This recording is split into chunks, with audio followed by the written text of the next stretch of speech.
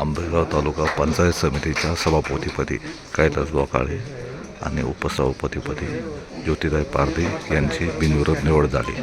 माजी ग्राममंत्री दिलीप वळसे पाटील उपस्थित होते. नुकत्याच झालेल्या निवडणुकीमध्ये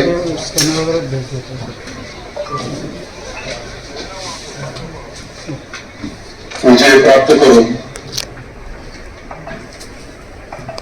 आज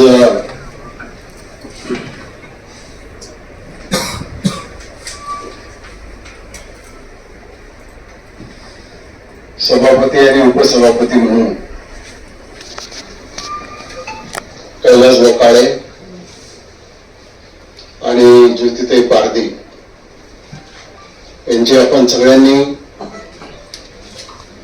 एकमताने बिनविरोध निवडणूक केली. त्यामुळे मतदान झालं नाही, त्यामुळे सर्वसंमतीने झाली. वागताई तुम्ही असं मी समजतो. याच्या सभेला उपस्थित असलेले पुणे जिल्हा बँकेचे संचालक आणि जुन्नर मार्केट कमिटीचे सभापती माननीय संजयराव काळे, आपल्या विभागाचे प्रांत आणि निवडणुकीचे निवडणूक अधिकारी माननीय शिंदे साहेब, तालुक्याचे तहसीलदार, तालुक्याच्या बीडीओ, जिल्हा परिषद सदस्य विष्णू काका, विवेक वळसे पाटील, शीलाताई लोकरे, त्याचबरोबर मार्केट कमिटीचे सभापती स्वामी, ज्येष्ठ नेते सुभाषराव मोरमारे, सर्व पंचायत समितीचे सन्माननीय सदस्य, सर्व उपस्थित बंधू आणि भगिनी, निवडणुका आता पार पडल्यात. तुम्हाला सगळ्यांना पंचायत समितीमध्ये काम करायची संधी आता मिळालेली आहे.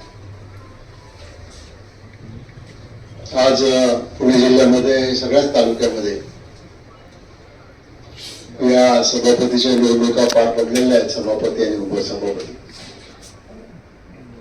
उद्याच्या 18 तारखेला जिल्हा परिषदेचे अध्यक्ष आणि उपाध्यक्ष या 2 पदांच्या निवडणुका होतील आणि त्याच्यानंतर काही दिवसांनी विषय समित्यांच्या सभापतींच्या निवडणुका होतील. राज्याच्या सरकारने यावेळेला निर्णय घेतलेला आहे. अर्थात पंचायत समिती आणि जिल्हा परिषद मध्ये काही स्वीकृत सदस्य घेतले जाणार आहेत.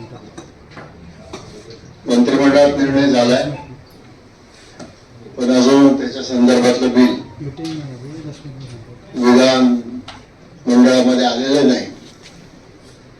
ते बिल मंजूर झाल्यावर त्याचं कायद्यात रूपांतर होईल. मग शासन त्याची ऑर्डर काढेल आणि मग त्याच्यामध्ये